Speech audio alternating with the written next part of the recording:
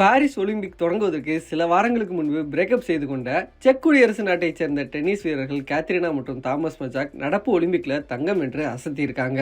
2024 ஆண்டுக்கான ஒலிம்பிக் போட்டிகள் தற்போது பிரான்ஸ் தலைநகர் பாரிஸ்ல நடைபெற்று வருது. இந்த ஒலிம்பிக் போட்டியில பங்கேற்பதற்காக 206 நாடுகளைச் சேர்ந்த 10,000க்கும் மேற்பட்ட வீரர்கள் பங்கேற்றிருக்காங்க.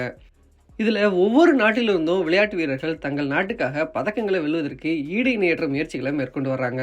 வீரர்கள் மற்றும் வீராங்கனைகள் 4 வருட கடின உழைப்புக்கு பிறகு இங்கு வந்து பதக்கத்தை வெல்வதற்கு போட்டி போட்டுட்டு இருக்காங்க. இந்த சூழல்ல பாரிஸ் ஒலிம்பிக் தொடங்குவதற்கு சில வாரங்களுக்கு முன்பு பிரேக்கப் செய்து கொண்ட ஜோடி ஒன்று நடப்பு ஒலிம்பிக்ல தங்கம் வென்று அசத்தியிருக்கு.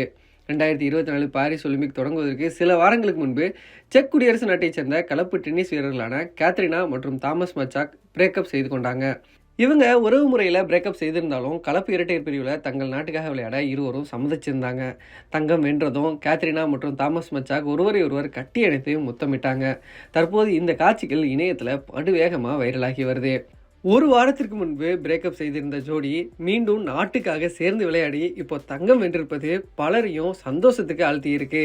கலப்பு இரட்டையர் பிரிவில் சீனாவின் ஜாங் ஜிசன் மற்றும் வாங் சிங்யூ ஜோடிக்கு எதிராக செக் குடியரசைச் சேர்ந்த கத்ரினா மற்றும் தாமஸ் மஜாக் ஜோடி நேற்று இறுதிப் போட்டியில் களமிறங்கினாங்க. இந்த போட்டியில் இந்த ஜோடி 6-2, 5-7, 10-8 என்ற செட் கணக்கில் சீனாவின் ஜோடியை வீழ்த்தி தங்கம் வென்று அசத்தியிருக்காங்க. தங்கம் வென்றதுக்கு பிறகு செய்தியாளர் ஒருவர் இந்த ஜோடியிடம் நீங்கள் இன்னும் ஒன்றா இருக்கீங்களா என்ற கேள்வி எழுப்பினார். அப்போது இதற்கு பதிலளித்த மஜாக், இது எங்கள் தனிப்பட்ட வாழ்க்கை, எனவே நீங்கள் இதை தெரிந்து கொள்ள வேண்டிய அவசியம் இல்லை, இது ரகசியமானதுன்னு பதிலளித்தார். தங்கம் வென்ற போது இவர்கள் தேசிய கீதம் இசைக்கப்பட்ட போது ஒன்றாக நின்றாங்க. அப்போது ஒருவரை ஒருவர் கட்டி அணைத்து முத்தமிட்டு கொண்டாங்க.